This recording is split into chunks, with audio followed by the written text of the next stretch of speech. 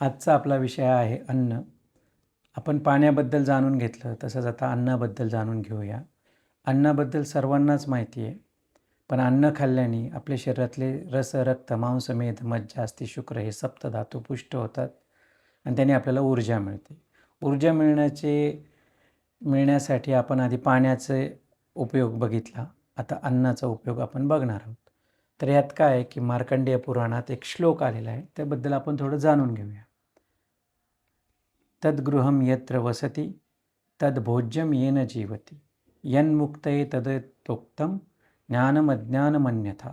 म्हणजे काय, तर ज्या ठिकाणी आपण राहतो त्याला घर म्हणतात आणि जे आपण खाल्ल्यावर आपल्याला शक्ती मिळते त्याला अन्न म्हणतात आणि जे ज्ञान घेतल्याने आपल्याला मुक्ती मिळते, जी माहिती घेतल्याने आपल्याला मुक्ती मिळते त्याला ज्ञान म्हणतात आणि बाकी सगळं काय आहे तर अज्ञान आहे.